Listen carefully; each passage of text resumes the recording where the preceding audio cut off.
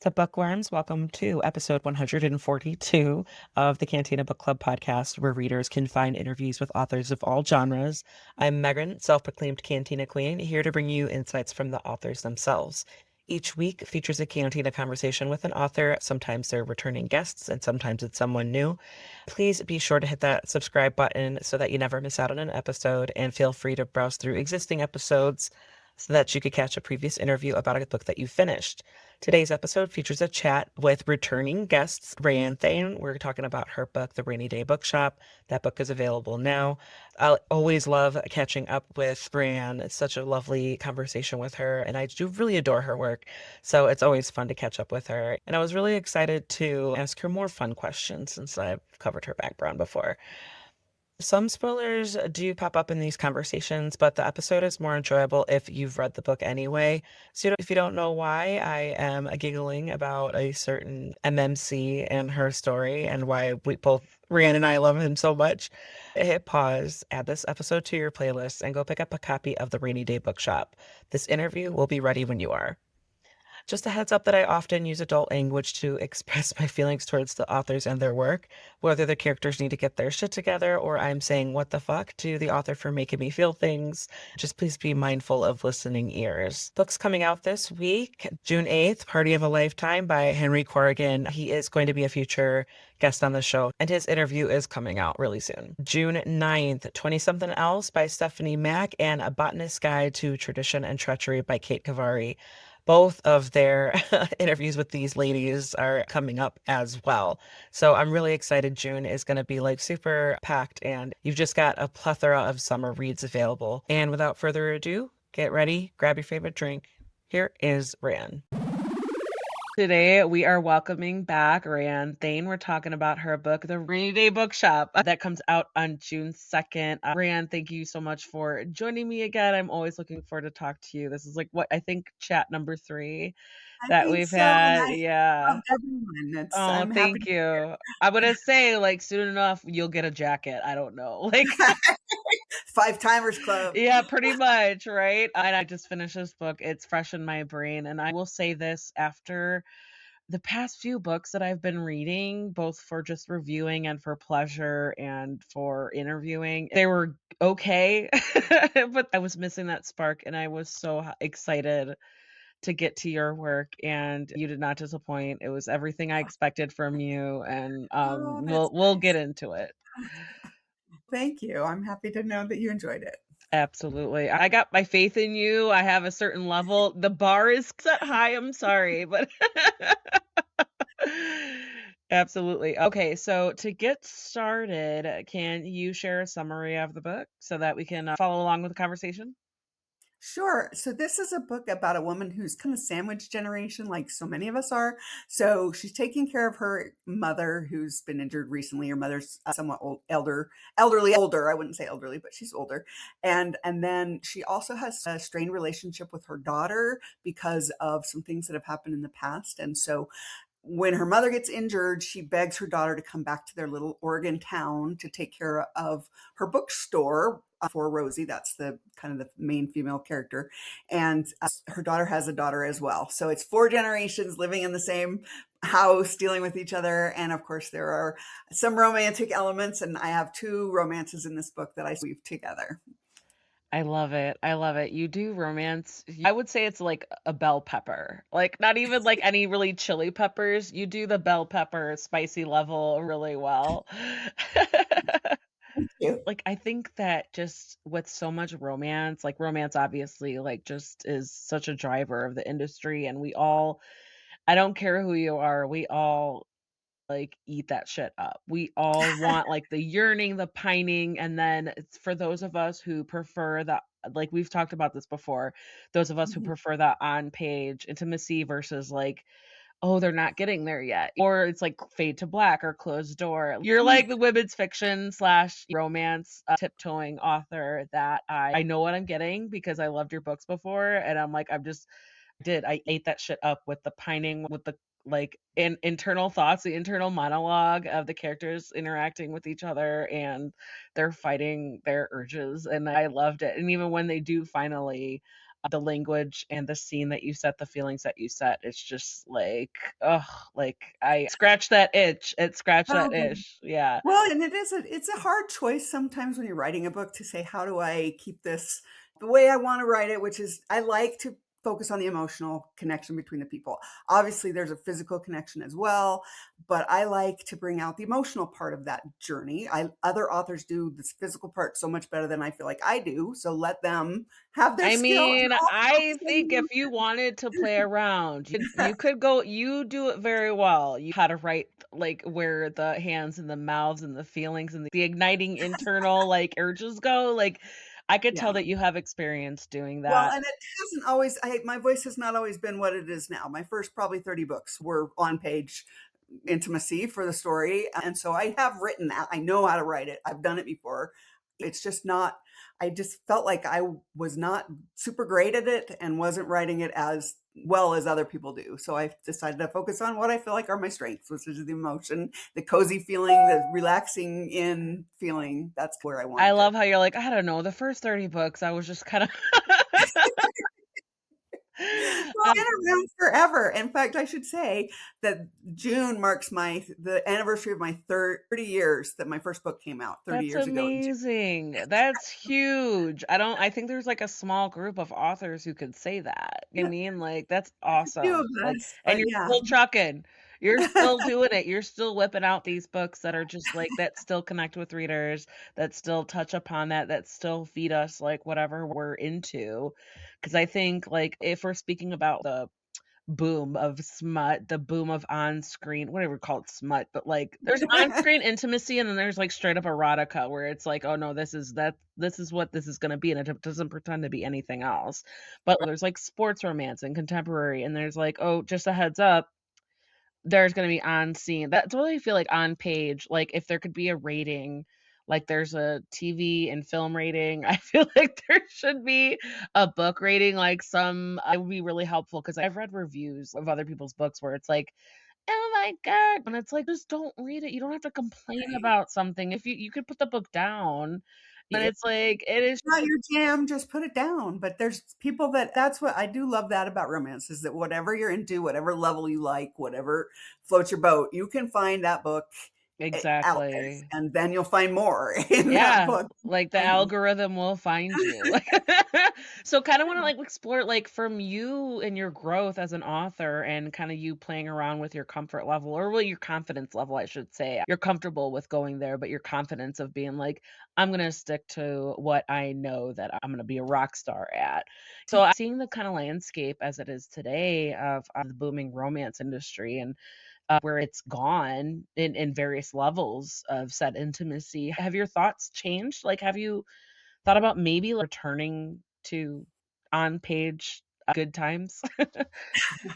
Not really, because that's not the story that I wanna tell anymore, it's just not, and I feel like this is what I've my readers come to me for, is a cozy read that they can settle into. If they're uncomfortable with that, they don't have to worry about it. If they want that, there's a little tinge there where they can still get the feels and still get the tingle in your stomach. I try to bring that as well. I do think that there's a wide spectrum of readers out there, and it almost feels like they're Absolutely. becoming more polarized as time goes on, that they want the really sexy or the really nothing. It's hard to I feel like my books are not really nothing because there's love scenes in there, not quite going all the way, but I just feel like there's enough for everybody out there. There are readers who want what I write, and I'm going to keep giving them the kind of story that I like to tell, and that's about community. It's not just the romance in mine, it's about the community. It's about people some getting over the difficulties that they've had in their past in order to find a happy ending. And I feel like that's a message we need so much right now about taking care of each other and Yeah. not being able to help our neighbors and love our neighbors no matter what. And I just feel like that's the message I want to bring out. And I think there's nothing wrong with that at this point. No, there's not. Maybe Yeah. not it's hitting it on TikTok right now. I think at some point, some of the people that are really driving that TikTok will start thinking about deeper issues at some point in their life and want other kind of stories too. Yeah, I love everything that you said, and it's you if you're considering your readers and you're considering your readership, I love that you're like, "No, there's plenty out there, and if I wanna tap into that." I guess you're protecting yourself and you're just sticking with what gets you going.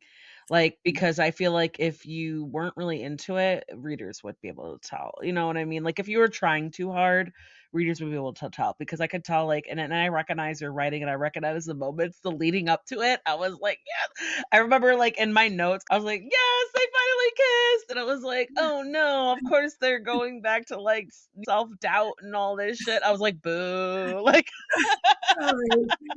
It it's like can't be that easy. I yeah. can't make it that easy on them. Work for it, They or have it's not to worth fight yeah, there has to be something where they fight, like, why can't they be together for this and this? They have to, like, fight that urge and then they can't. I love it. it. Yeah, it's not that I couldn't. I think I still could write that, although maybe not like as sexy as some of the people that are writing out right now. That's not the world that I live in, but I just feel like there's room for all of us. And I've got plenty of readers who love sexy, but are okay with the level in my Well, books you because I did, like, bring I them loved, something. like, just, like, the internal monologues of your points of view where it's, like, all 4 of them, Rosie, Emma, Bryce, and Andrew, they're all like, "I don't I don't know why I feel this way towards them," or, like, yes, they're sexy, yes, they're lean and muscular and very handsome, and then they But they got make you Sylvia. really We could talk about Sylvia, I wanna be her when I grow up, and she's like, "You could do a lot worse." It was like, yes. I love it. I love all of that, like, the 4 generations of women. I love the fact that Sylvia, what, broke her ankle rollerblading. yeah. Yeah, she's in her 70s. She didn't let that stop her, and she broke her ankle, yeah, and I so love that. she was so I wanted to write, like I said, the sandwich generation, but I didn't want it to be like some of the issues that a lot of us have had to deal with our parents. I Yeah. wanted to she can heal from and go back to her spunky dating app self, Yeah, you I know? know, and that was a note I wrote, like, "Sylvie's on dating apps, LOL." That's hilarious. That's what I love about your writing too, where it's like I can always, rely on you to sprinkle in some humor in there. I love it because I feel like I that's just what you need. I feel like it's hard, like, if I were ever to write, like, any sort of comedic anything, I'd be so self-conscious, like, "Oh, did it land?" But you find a way to make me kind of cackle, like I always figure if it makes me laugh or smile, hopefully it will make my readers laugh or smile. But I have friends that romantic comedy is their thing, and it seems so very hard to Yeah. focus on that part of it and bring that into every scene that you write with these characters. I just don't know quite how they do it because I try to I like the emotions, I like the angst. Yeah. Like, laughter, joy, like, comedy could be considered like a sub-emotion or like an emotion all up in itself, but it's tricky to, like, add that to dialogue and lead up to it. To really, like I remember one of my favorite parts was when Andrew was accidentally, unintentionally overhearing Rosie and Emma, like, Rosie talking shit about his book, and he was, like, trying to, like, make himself smaller, and he was like, "Okay, I'm just gonna, like, duck and pretend I'm looking at these this row of books," and he found himself looking at a, like, menopause. And I that is like my worst nightmare to be in a situation where people are dissing me in my Oh, so books. you had to throw it at poor Andrew. So I just so for maybe readers who haven't read it or followers who haven't read it, is that Andrew is a fantasy author and he's very popular. He's had like a movie made out of his books that's been hugely popular. There's another one in the works.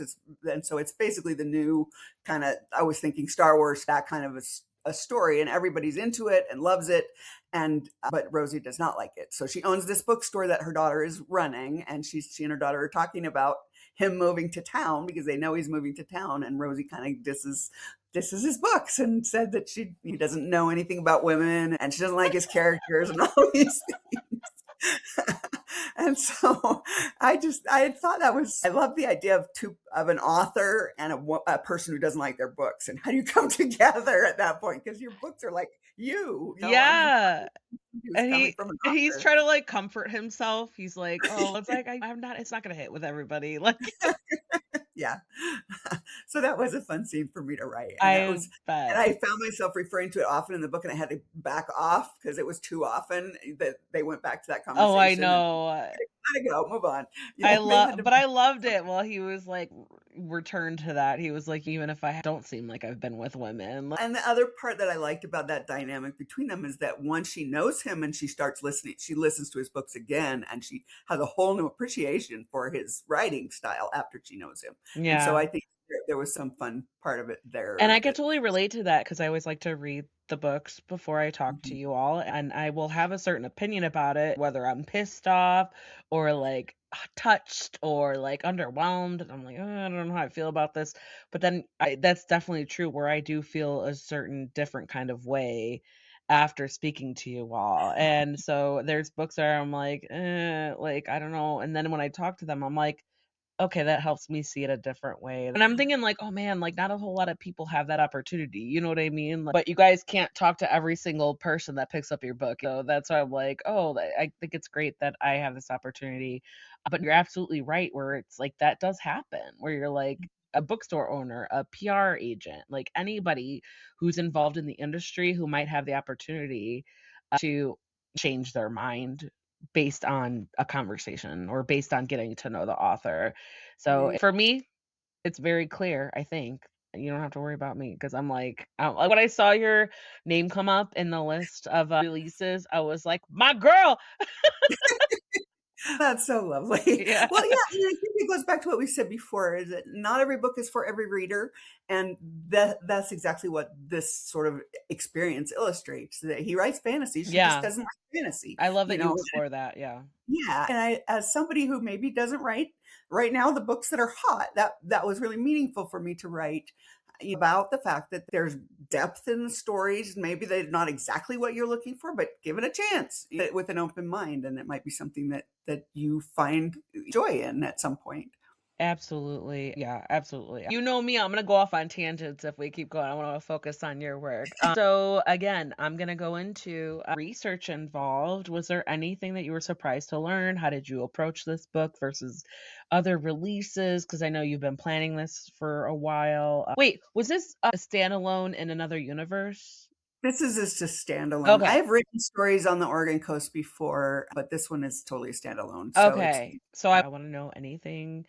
Any juicy details that you found while you were learning and anything that you were really, like, surprised to learn, stuff like that? So I didn't really do a ton of research for this book other than trying to look at pictures of bookstores and good bookstores and not good bookstores and what makes one appealing and not appealing. I know what I like in a bookstore. So basically the setup is that Rosie has this bookstore. She's been really busy running the construction company that she and her husband started. He died and the construction company was going to go under. So she had to step in to run it so that it doesn't go under. And they have to fire all these employees. And so that's what she's been doing. So in the meantime, her bookstores become kind of run down. And so part of the storyline is that Emma, her daughter, comes in and wants to shake things up and make it more appealing and make it more attractive. And just so happens that Bryce, who was a childhood friend of hers, who's always kind of had a thing for her, works with her mom as a contractor, and he steps in to try to help her fix up this bookstore. Yeah. And so I thought there was a nice symbolism there that he's fixing the bookstore and she's trying to fix herself at the same time and fix the kind of the things that she feels like she's made a lot of mistakes in her life, and she's taken a path that maybe she didn't expect to take at some point in her life. And so I liked that dynamic of those two people. So as I far as research for them, I researched construction things. We've recently renovated our house a few years ago, okay, so I there you knew, go. and we built one a few years before that, and so I have some experience with building And, like, and the frustration and the complications and all the little yeah. details and And renovations are always so fun. And also I did live, so there's an old house involved at play as well in the storyline, and we lived in an old house for the first 18 years of our marriage. It was an old Victorian house that we were trying to renovate, and we didn't have any money and trying to do it as aw. we had no money, and You it fed was yourself a lot into Rosie then, lovely. like, Yeah, so I really, it was fun to work on the house, and then it was fun to bring sort of those elements into this story as well, so they can I start. love that because no, we again, we could go on about homeownership, like, my husband is convinced that, like, in a few years, in a couple years, we're gonna stay on our lot and he's got plans. He went through like the budget, he's got a spreadsheet, he's got like Mhm. blueprints, he's got like, okay, I gotta hire an architect, I gotta hire an interior designer. And he's like, this is my plan, and we're gonna be able to afford it. And I'm like, honey, like, cause that kind of stuff is just like my brain just I wanna some part of me wants to care, but, like, if he could handle the details, that's great, and if, like, I'm like, "You know what? I just" yes, I agree that we need more space. I agree I want more of an open concept, and I just want, like, a space of my own, the library, a little Yeah. nook a lit it could be like a nook.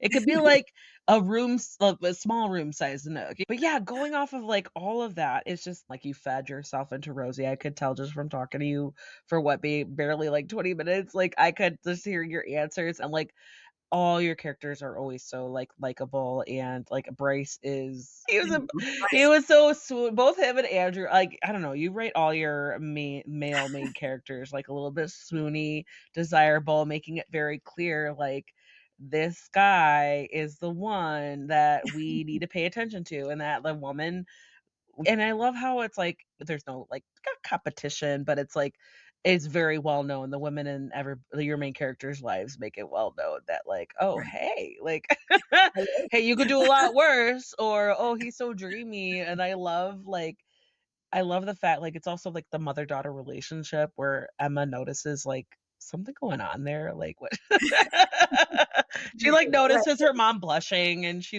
It notices was the kind of smiles, fun. and It was yeah. fun to write that part. The mothers and daughter both said the same part of the Yeah. journey. And a little inside information for you is that originally when I started the book, for probably the first several chapters, I didn't have Bryce's point of view. I wasn't gonna do that. I was I gonna wasn't say, the 'cause, plan. like, one of the last couple books I read where you were, like, obviously, what's his name was pining, but you didn't have his point of view because you Yeah. were like, "No, it's obvious. He doesn't need" like, Yeah, but I but love that you included Bryce. I love I it. feel like he needed to be there because he had growth as well, and because I fell in love with his character and wanted to write him because he's just this earnest guy with it. He had some learning disabilities, and so he always felt like he was a dumb kid in school, whereas Yeah. Emma was super, super smart, and so he tried to be funny to compensate, and now he's the one with this successful job. He's found his niche and found what he loved to do, and he's really good at it, where she's struggled and done all these different things and was homeless for a while, and just all these different things, and it was kind of a I role reversal for those 2. absolutely. I That's what I noticed right away too, where she was like he still noticed those things about her. Even if she seemed like a completely different person, he was still, like, noticing those things about her, and we she was for her, she was like, "Okay, I'm back here and I have to confront some shit that I really do not wanna confront. There's some things going on," and it's like she does her best to avoid things that are eventually come to a head, but she's also like Bryce is part of the avoidance where she's like, "No, you deserve better, and I'm not good enough for you," and he was like, you're dumb." Like, I don't think that's really a spoiler because we kinda know what it's doing, but or I Yeah, could yeah. edit it out, but, like, I No, it's loved awesome. his attitude where he was just like, "You're a horrible liar." Like 'cause I was like I love Bryce, and I love, like, how it was made very clear that, yeah, like, their situations have switched. They've always noticed each other. They've always been, like, in each other's orbits. Maybe Bryce has held her closer than she has held him, but I loved that was just part of the journey. That was part of their relationship and how it grew and how they came together because of course, and I was like, "Emma." I was like, "Emma, Come on. like, make Smarten up it here, girl. he's gonna make it work. He's gonna be okay with whatever you need to do." That's what I wanted to say also to Rosie and Andrew, because it seemed like Bryce, among the 4 of them, Bryce was the one who was, like, very sure, and the rest of them were kinda like, "I don't know," like, I feel like that was, like, such a I could tell that you had a lot of fun with that. When I did, and I loved it was really fun writing this book just being in all those different heads, because I think this is the first time I've done 4. I've done books where there's a main romance and then a secondary romance, but when I've done that, like you talked about, I've usually only focused on one of the characters in the secondary romance, just because it's not to clutter it all up with a lot of people, but Right. I loved this. I loved every scene that I wrote and each one of them, and I just fell in love with all 4 of them, and so I was glad. It's basically 2 books in one, but then there's the other story about the mother and the daughter coming together, and so there are multiple subplots weaving together, I but know it was you great. I knew what I yeah, no, I could tell, and I again, like, I knew what to expect, like, I knew, like, "Oh, okay, we're gonna get some points of view," and then it was very much like this pair and some, like there's gonna be some pining and some self-doubt and some growth, and then there's gonna be this pair, but I love how you don't shy away. So, one thing that I was writing in my notes was, like, you touch on the series themes, you go there enough, but, like, you somehow accompany it with, like, a warm hug. Like, you you touch on, like, serious issues that, like, real people go through where it's just, like, keeping a secret or That's smart, yeah. self-medicating, running away, and just, like, real things that people go through, but you get into it deep enough to draw the reader in to where it's, like, relatable, and then but then you still hold our hand through it. Like, yeah, I'm that's why I could I'm a put it. very hopeful person, and I wanna think that everybody can get through their hard stuff in life. I know that's not always the case, but I want people to know that there's a chance that they can if they just hold on, if they just keep going and plowing through. Eventually, something will change. Either their circumstance will change or their ability to deal with that circumstance will change. And so I firmly believe that from things that have happened in my own life, that you go through things and you're in a time in your life where you think this is never going to get better. This is the hardest thing anybody in the world has ever had to deal with, you know. But then you realize everybody's got hard stuff. Everybody's dealing with something difficult in their own way. And I would like writing books where people can, who might be going through something hard, can say, okay, these characters worked through this hard thing. Somehow they made it work and they had a happy ending, and maybe I can too. And so that's what I try to write. And it is like I think it's like you've just got that something. I feel like you've got because I feel like so many authors try to do that same exact thing, like what you're saying. Like they want to connect to their characters, they want to relate to them, they want to write stories that people can see themselves in and maybe help cope. But like you're one of the few, like personally, I'm not going to speak for everybody else, but personally, you have that touch where you are really like, "I'm here with you." Like, "Hey, come along with me. This is a story that I came up with, and if it relates to you, that's cool. I'm here to hold your hand and give you a warm hug at the end." Oh, That's why I can't say no to you. Whenever you have a release date and somebody's approaching me about you, I'm like, "I gotta make it work," 'cause you're so sweet. Oh, that owning you. makes I'm me like, really what, 3 books in? I'm like, "You got me. You got me." So I definitely wanna explore, like, some of the other, because we kinda touched on, let's see, like, there's questions that I've asked you, like, so many times before, and I wanna kinda shake it up. I'm always gonna throw this at you. Challenging parts to write versus enjoyable parts to write. the challenging parts to write, mainly it was Emma. Emma was the hardest one to get her to see that she needs to tell her secrets that people need. There's no Right. way that they can, she and her mom can truly heal their relationship until this secret that she's been holding is out. There's just no possible way. And so that was hard for me to write that because I felt like just tell her in the very first scene and then you could be done. I had to have reasons why she held on to it for as long as she did. And so that was tough for me to write. But the best part for me was writing their final, when they finally get clear the air between them and everything's out and Rosie now has this information and has to deal with it as best she can. And so that part I really liked the resolution. It feels like to me like the writing the and it's I think it's this way with every book. Writing the first half takes forever and then the last half is so fast because 'Cause, like, finally you know where you wanna go with it, but it's, like, I leading know. up to I it, can't yeah. wait to sit down and get to that part where I know what needs to happen. I will say I'm really the only note I have about it is that I wish that, Emma woulda punched Pam in the face. Yeah, I know. I know I wanted to so bad. I'm like, yeah, but then she'd be arrested probably. Pam's gonna You're right, file 'cause charges, you Pam know? is that bitch, right? There's no possible way she would not. Yeah, I remember being like that was, like, one of my last notes, and I was like, "This bitch." I love it, I love it. So that's, like, why I love talking to you because 'cause you're like, "No, I touch on all that." Like, you touch on all the modern things of, like, the attitude of people, like, where they would react to things and be like, "Oh, hell no." I'm gonna spring some new questions on you, and I'm gonna be fun about it. So amongst your 4 POVs, Emma, Rosie, Andrew, and Bryce, are you familiar with Hot Wings Challenge? No, isn't it where they eat things that are really So I'm referring to Hot Ones. It's a show, but like they have celebrities join and oh, they interview them while they're eating. It's well, 10 sauces and each one gets hotter. progressively hotter, So right? who would make it the longest? And I want you to kind of like rank them, like who would make it the furthest and who would like, not make it so far. The hot wings Yes. Yes. challenge? I think Bryce and Emma would probably make it the furthest, and then would be Andrew, and Rosie would be the one that would be like, "No way, this is not for me." And she's strong enough that she would be like, "I'm out She's at this secure with point." herself. She's like, I don't need to prove this. Like, she, Yeah, but Bryce, he can do anything because he's, like, so wonderful.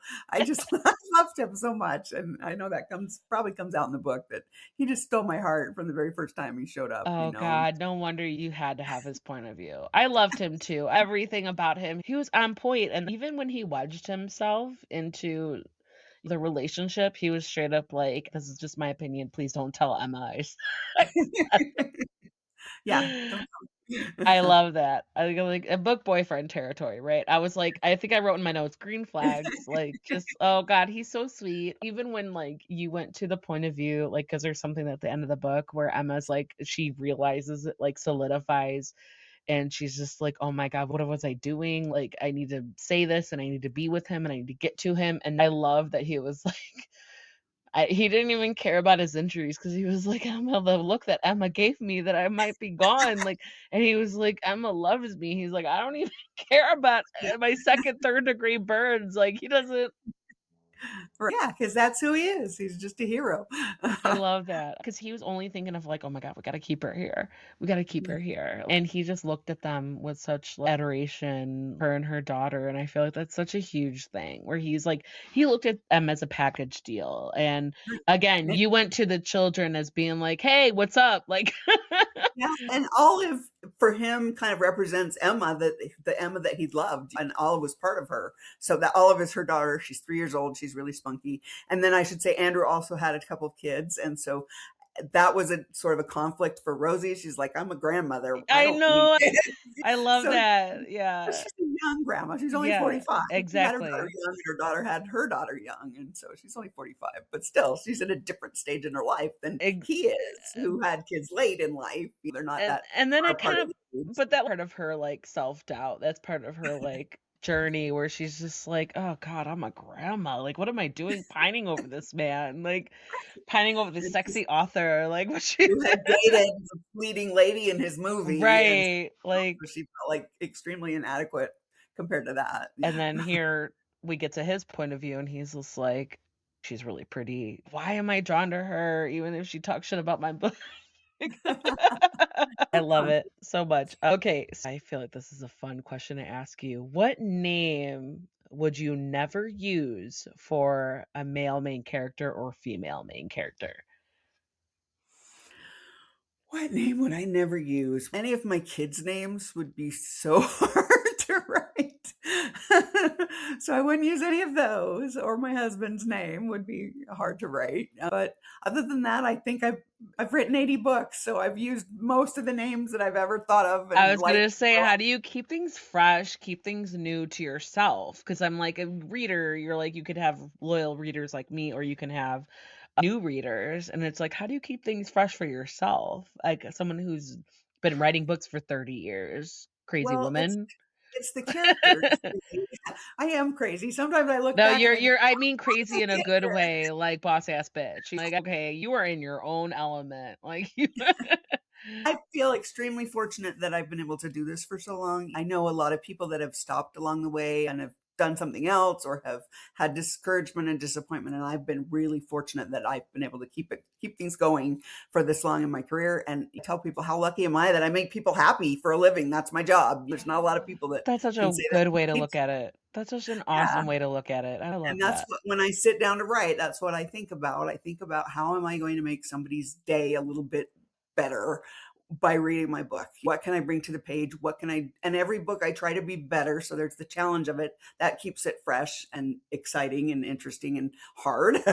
And then the characters are so different. It might be romances in all of them, but they're different journeys that each character has to take. And so Yeah. getting taking that journey is the adventure for me. The fact that I can take it in a different direction or try something new, or I don't know, that's the part that I love, is just that each character is different and it feels real to me when I'm writing their book, and their book is going to be different than the previous people because they have different issues, they have a different past, they have different things to work through. So it does, it never gets boring to me. It's hard. Some books are harder than others, but it's never Sure. boring. There's always something keeping me at it. Different challenges, Yeah. like, where something that you found was easy in one book, where you're "Oh, why am I having so much trouble with this?" Yeah, I get it. No, that Trouble. I appreciate the struggle. I do, because it brings us the finished product, and I love it. I pretty much know when I'm struggling with a book and it's not working the way I want it to. It's about the characters. I did not build their conflict and their motivation strong enough, and I need to go back and figure out why are they doing this at this point in their life? How can I make that stronger? I always know if it's not working, it's something about how I created these characters and what I did with. If it's not broke, don't fix it. You've got your sample, your process where you recognize your own things and you're like, "Yeah, I gotta get back to this. I gotta go back to the drawing board on this." Yeah, absolutely. Writing a book is not easy. And so I appreciate the fact that people like you have been doing it for so long and you've had to grow with such a changing landscape. Like, it's crazy how much it's changed, and I appreciate artists like, or creators like you, who have had to adapt, like you said, to the TikTok world and to everything, who's like, "Oh, my stuff might not be spicy or racy, but I still got that, like, that yearning and that melting into the kiss." Like, it's like there's still so much to enjoy. You find a way to relate to the reader in a way, or at least just relate to yourself in a way where it's like, I found a running theme in this book was people feeling guilty. Mm, Like, both Emma and Rosie feel guilty about what they're going through. Like, Emma feels guilty about what she did and what she didn't say, and Rosie feels guilty about not being there, not being the mother that she felt like she needed to be.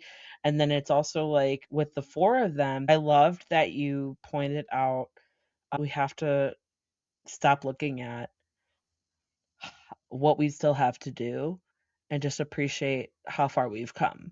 I feel like right. that's such a good reminder, and I feel like that's maybe one of the strongest things that I took away from your book, was just like the characters had to remind themselves of, Mm. because that's so relatable. We're all looking like, "Oh, what are we missing? What are we doing?" Like, "No, look at what you've already done." Like, that's something where, like, it touched me. I can't speak for every reader, but I feel like that's gonna resonate with so many readers, where it's like, Oh, I hope so. we all feel some extent of this, right? Well, we Like, all make mistakes. We all look back at our lives and think, I wish I'd done something differently. I wish I'd handled of this. course, yeah.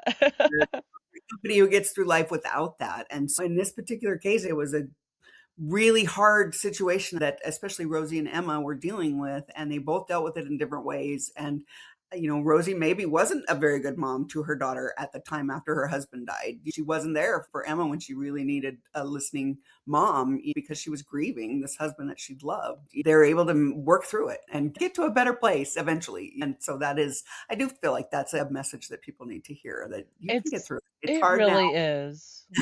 It really is. I feel like, and especially in this day and age with social media and where everybody's just posting their positives, Yeah. nobody's posting their negatives. And we all It's look at everybody else and think their life is so perfect, and it's not. Everybody's struggling in some way. Yeah, and I guess I've just reached a point where I'm, like, content. And it's a great feeling. I just look at things and I'm like, even if I'm like, "Oh god, how did they get there? How did they get there? Why am I not there?" But then I'm like, "Megan, it's okay." If I really wanna get there, I will do it. But, like, obviously, I have a certain comfort level where, you know what I mean? Like, that's why I think a lot of your, stories resonate with me, because, like I said, you touch on these relatable and serious things, and then but you're like, I'll give you a hug while you're going through it. I'll hold your hand. I'll hold your hand while I'm putting you through this shit, like, what. Yeah. Just hang on. It'll get better. It's gonna be hard right now while you're reading this book at this particular point, but I promise you get your happy ending at the end. Okay. Thinking about every character in the book. I wouldn't say every character in all your books, because that would be a lot to ask of you. Characters in this book. Which character would you go to if you needed to plan a party? Sylvia. Without question, Sylvia was a great. Rosie would be good too because she throws a great bash in the book for the neighborhood. But Sylvia is just so fun, and that's Rosie's mom. She's just this spunky, retired lady who just lives her life the way she wants to. She wears Is what she sprained her wants. She ankle rollerblading. Like what? says what she wants. She wears what she wants. She does what she wants, and I'm she would be the 39 and I would never catch myself rollerblading. I'd be one. I love that. That's like what I said earlier, I would live to be Sylvia when I grow up. Like, although I don't think I would go rollerblading. Dating apps, that's another story. Okay, so what character would you go to if you needed to prep for a first date? That's a good question. Probably Rosie, because I think she'd be supportive and warm and help me not be nervous about it.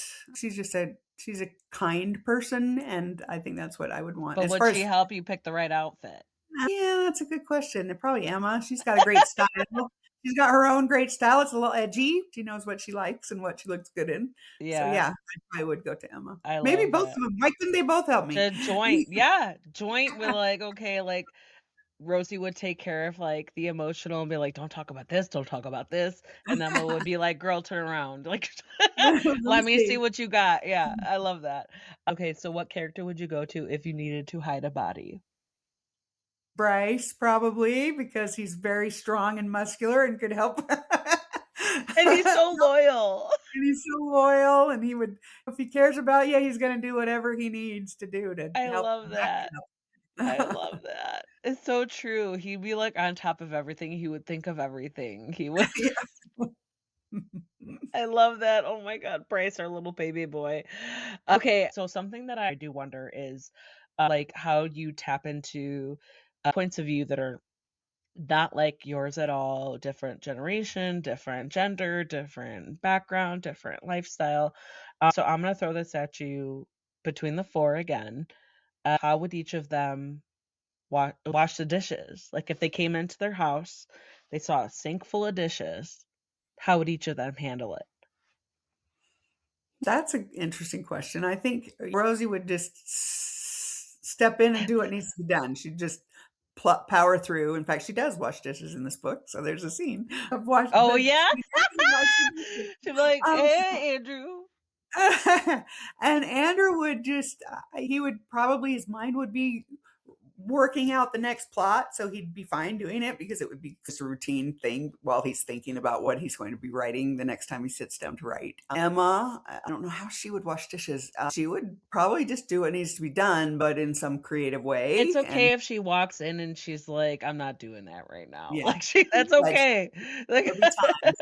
Okay, that can wait. I can do that later. And Bryce is another one who would just sit down and get the job done because that's just how he is and who he is. He knows what needs to be taken care of and he has no problem doing it because it needs to be done. And he'd listen to an audiobook while he does it because he's a big audiobook reader. I love that you were like, "I can't make this man swoony without him reading books or listening to books." You're Well, everybody has to love books in a different way. like, books about So books. Yep. I have a special place in my heart for people who are like, "Oh, I don't wanna read, but I wanna listen." They're, like, enthusiastic, not about reading, but about listening. I love it's that part about of the it. story. And I Yeah, think it's still powerful. It's still, you're still having the same emotions. You're still experiencing the beauty of the word. You're just experiencing it a different way. absolutely. Are you side question, are you into Dungeon Crawler Carl? I am not, but I'm sure intrigued because it's way up there on It our list. is. It's, like, because the, narrator, he's fantastic, and it's, like, he does all the voices, like, so well where it's, like, so distinct. Even, like, the same, like, female voices or male voices, you could tell is distinct. Like, Mhm. because it's, like, a lit RPG, so it's, like, video game literature, and so it's, like, "New achievement," and he does it in the voice because he has, like, a whole sound it's a sound booth. So he has a whole thing where it's, like, "New achievement," so it sounds like a video game, but then it goes to the characters where he's like, "What the fuck?" I so encourage it because if you as an author, but as a reader, it's bonkers, and it is, like it's some parts are very inappropriate, but it's, like, dark humor, but I feel like it's just, like it's also such a human story where, it just sneaks up on you. it sneaks up on you or it's so addictive and it's fast paced, so I definitely recommend it, especially Okay, as I'm an gonna put it audiobook. on Especially as an audiobook. I'm gonna put it on my list because I do love audiobooks and I'm always looking for something new. Yeah, while you're Mhm. driving Really or doing good. your chores and you're just gonna hear Carl being like, "God damn it, Donut," like, because of Donut's the cat. And then you'll see the internet and you'll be like, "Oh my god, I know what that meme is about," or "I know what that art is about." So it's like it became my personality for a hot second, and then I told my husband to read it because he's a gamer, and I was like, "No, you're gonna fucking love this series," and he did, and he finished 7 books in, like, 2.5 months because that's how hooked he Oh, got into it. So it was like I'm like, "Okay." So now the 8th book just came out this week, so I'm like I just started listening to it, and then, of course, we ordered the hard copy, and I told him, I was like, "I started listening to it." He was like, I was like, "Get on it," because he's in the middle of reading Christopher Paolini's, Murtaugh. 'Cause mm, he was okay, so I'm gonna go off in a tangent. So my husband, he was so into Aragon, that series by Christopher Paolini. He was so into it that like, he's not a reader, but that got his attention, and he kept up with the series. He was obsessed. He got me into it, and then I met Christopher Paolini at, Dragonsteel Nexus last year, and I mm. was like, "Hey, my husband loved you, and he got me into your books," and I was like, "Can you record a little message for him?" And he did. He was so awesome. That's great. Yeah, he had to plug his book, and so my husband was reading his book, and he was like, "I don't know, like, I think I'm at a good point to stop. Should I start reading the 8th book?" And I was like, "Yeah." I'm gonna need to talk to somebody about it, you know what I mean? It's like it's one of those things, it's so fun. It's so fun. That's So, so fun, I and there's encourage you, and then you can reach out to me and be like, okay. "Megan!" Why'd you do this to me? Yeah, exactly. Yeah, again, like, I don't know how, wide your taste is in terms of genres, but I feel like at least give the first book a chance. I will. Audiobook, My definitely. it's very wide, so I especially It love is. things that hit a lot of people. I like to listen to it so I can figure out why is this hitting so many people right now, and Exactly.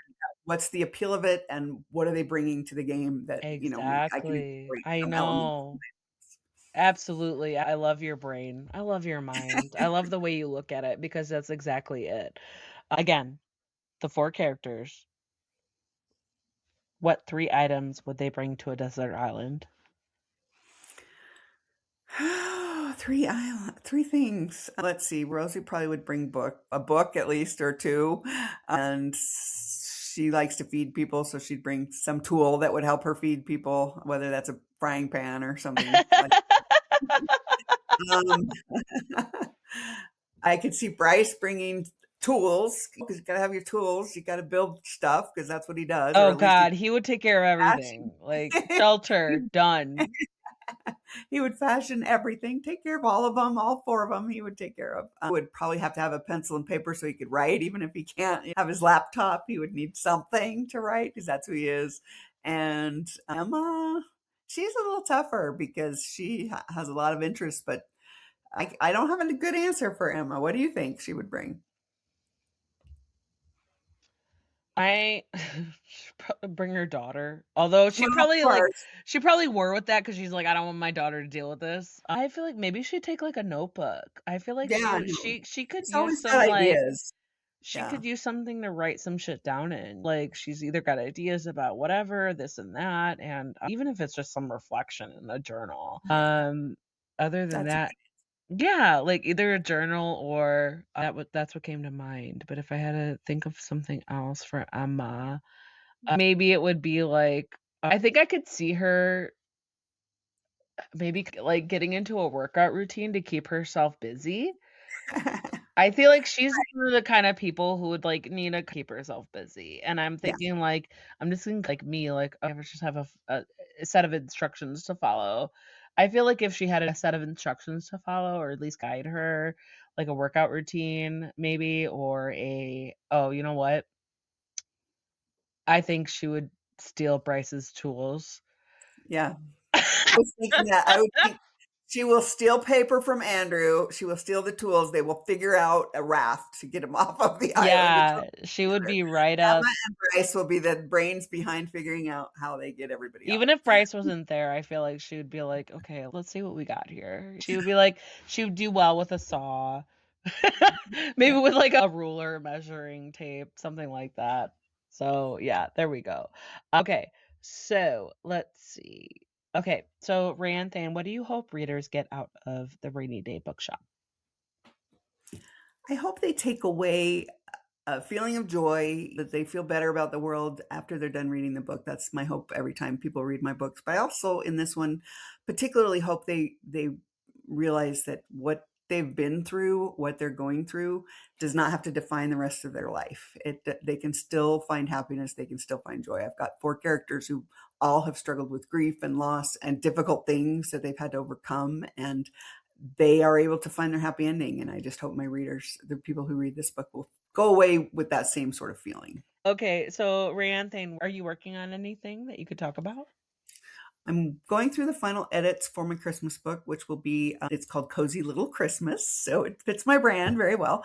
And it's a continuation of my Shelter Spring series. And I'm excited about that one. That'll be out in October. And then I'm starting a new series. I think that's my plan moving forward. We're figuring out what's coming next. And I think it's going to be starting a new series. So I'm excited about that. I have confidence that you could do it. You could, like, tie everything together, you could tease us and lure us in and be like, "Oh, their love story's not finished, sorry for you," like, We'll see. I could see it for sure. Okay, so where can we find you online and on social media? So you can, my website is RaeAnneThayne.com, and I'm on Facebook at author RaeAnne Thayne, and I'm on Instagram at RaeAnne Thayne. I'm on TikTok a little bit here and there. I post a few things once in a while, but yeah, that's mainly the main way to reach me is through my website. I also have a book group if people are interested in hearing me talk to other authors. Once in a while, I will do that, so people can find me. My book group, I think it's RaeAnne Thayne's book group. Perfect. That's I it. love that. Yeah, I feel like it's a like a niche. It's a little hidden pocket of what we can if people want to explore RaeAnne Thayne, that's where we can find you a little more intimate. Yeah. That's right. Okay, so the Rainy Day Bookshop that comes out on June 2nd. Rand, thank you so much for joining me Oh, again, and I love delight. catching up. God, I feel like we could just make a quarterly chat. Let's do it. Let's plan Right, on it. yeah, I know, right? Thank you so Your jacket's coming along. Like, much. Okay, couple uh more. So, yeah, I recommend this to, women's fiction lovers and people who are okay with scratching the itch of the romance, where it's maybe fade to black, but not really. It's like, you definitely tease us. And when and if you're ready to talk about your next work, come back to me. I will. Thanks so much. And there you go. That was RaeAnne Thayne talking about her book, The Rainy Day Bookshop. That book is available now. Check out the show notes where you'll see links where you can find RaeAnne online and on social media and where you can purchase the book. In the show notes, you'll also see where to find Cantina Book Club on your favorite social media book communities, such as Bookstagram, Booktop, BookTube, Threads, Facebook, and more. And I would love and appreciate it if you could hit that follow or subscribe button so that you never miss out on book reviews and author interviews. If you have any book loving friends who might want to get more out of their reading list, please share Cantina Book Club with them so that they can find upcoming releases and interviews with authors. Another way to help this podcast is to head over to your favorite podcast player and give Cantina Book Club a rating and review. It helps me reach more potential listeners and fellow book lovers like you. And that goes for any podcast that you listen to. It's one of the easiest ways to help out. If you need book recommendations, you can reach out to me anytime. I'm always excited to share recommendations. Or you can head over to the website at cantinabookclub.com to read more in depth book reviews. You can use the search bar and you'll probably find something that you're looking for. While you're at it, you can subscribe by entering your email in the website so that you could get new reviews and episode posts delivered to your inbox while you're at it. If you want to support Cantina Book Club even more, you can donate by finding the form on the website as well. Whether it's a one-time donation or as little as $1 a month, I seriously appreciate the support and will share my appreciation by giving you a shout out in the show and sending you something special. And finally, one of the best ways to help authors promote their works, head over to Amazon or Goodreads or any other place that you might rate or look for book recommendations and make your own ratings. Go find a book that you love that you just read, give them a rating and review. It's free. It helps them out to really reach potential readers. So it's really one of the best ways other than just going on social media. And as always, thanks for listening and see you next time. Cheers.